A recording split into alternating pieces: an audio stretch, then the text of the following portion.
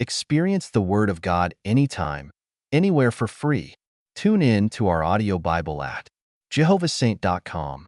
It's a gift for your soul, available now. Welcome to today's discussion.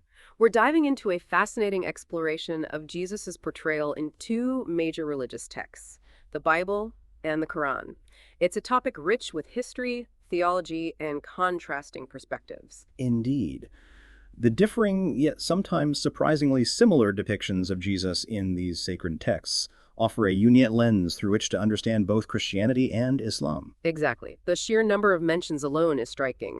Hundreds of references in the Bible and a significant number in the Quran. What accounts for this widespread attention?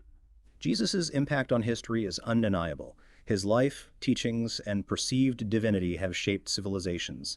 Both texts reflect this profound influence, albeit with different theological interpretations. And those interpretations are key, aren't they? Let's start with the name itself. How is Jesus referred to in each text, and what does that tell us? In the Bible, Jesus, or its Greek equivalent, Iesous, is used consistently, reflecting his central role in Christian theology. The Quran uses Isa, the Arabic equivalent, maintaining the reverence but placing him within the Islamic framework of prophethood. So the name itself reflects the different theological frameworks. The Bible emphasizes Jesus' divinity, while the Quran emphasizes his prophethood. Let's delve into the Quranic verses. You've selected several key examples. Could you walk us through them? Certainly, the Quran mentions Isa, Jesus, in numerous verses, often highlighting his miraculous birth, his teachings, and his role as a prophet of God. For instance, Surah Maryam 19 details the virgin birth, emphasizing the divine power behind it. Other verses focus on his miracles, his teachings about monotheism, and his rejection by some of his people. And what about verses that discuss Jesus' relationship with God? How does the Quran portray this relationship? The Quran consistently portrays Jesus as a prophet, a servant of God, and a messenger of divine revelation.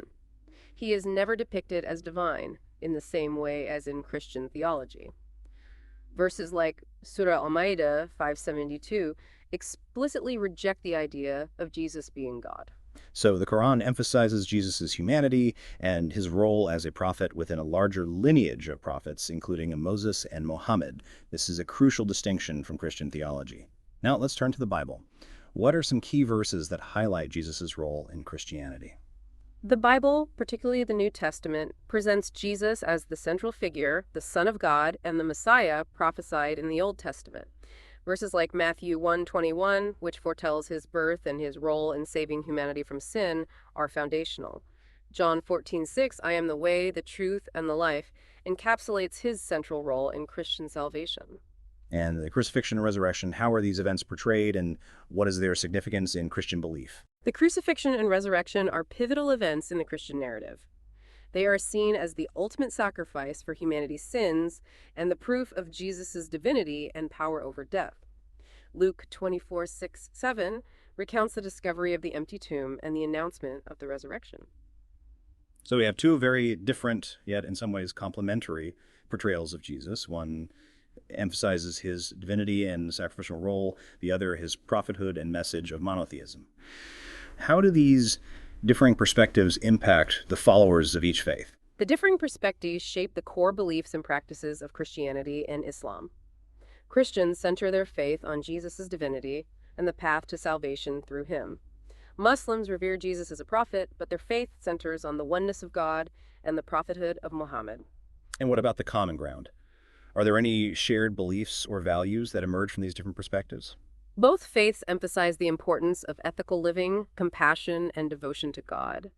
While the theological interpretations differ, the underlying message of love, justice, and the pursuit of spiritual truth resonates in both traditions. The article also includes St. Michael's Prayer, a powerful expression of seeking divine guidance. How does this prayer relate to the broader themes of seeking spiritual understanding? St. Michael's Prayer beautifully illustrates the human desire for connection with the divine, a yearning for wisdom and guidance that transcends our own limited understanding. It's a plea for surrender to God's will and a desire to be a vessel for his message. The article also touches upon several other topics, including homelessness, the author's ministry, and various social issues. How do these relate to the central theme of the discussion? The inclusion of these topics suggests a broader context for the author's faith.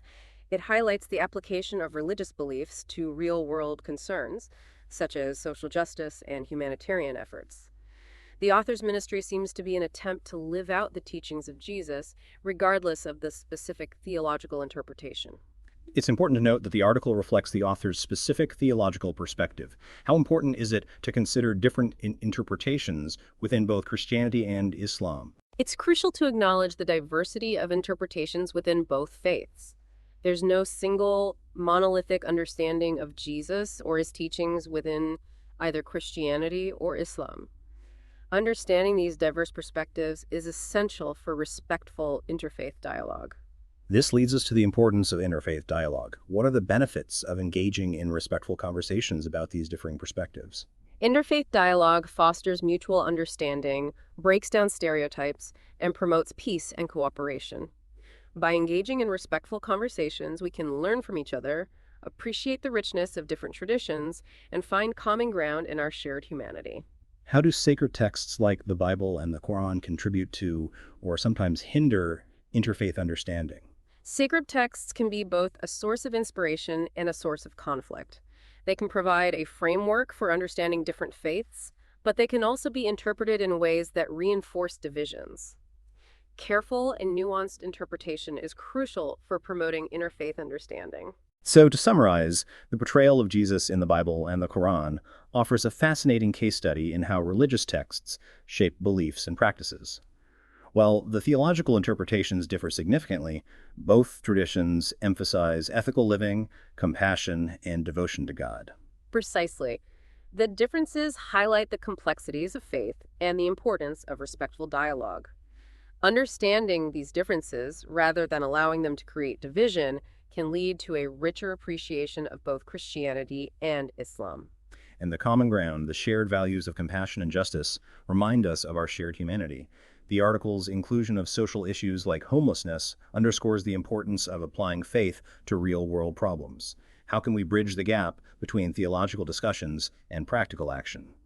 By recognizing that faith is not just a set of beliefs, but a way of life, we can translate our theological understanding into concrete actions that address the needs of our communities and the world. This requires a commitment to social justice, compassion, and service to others. It's a call to action, really, to move beyond simply studying these texts and to actively live out the values they espouse. This discussion has been incredibly insightful. Thank you for sharing your expertise and helping us navigate the complexities of Jesus' portrayal in the Bible and the Quran. It's a conversation that deserves continued exploration. The pleasure was all mine. It's a topic that warrants ongoing discussion and reflection. That was a great discussion. In our journey through life, we often seek guidance and wisdom beyond our own understanding. St. Michael's prayer is a beautiful expression of this desire, a heartfelt plea for divine intervention and alignment with Jehovah's will. It serves as a reminder of the profound connection we can cultivate with the divine, allowing us to become vessels of his wisdom and love. St. Michael's prayer: I pray for Jehovah to speak through me all the time, and I pray for Jehovah to remove all my thoughts and implant his thoughts all the time, as I do not even want my thoughts. Because your ways are higher than my ways, and your thoughts are higher than my thoughts.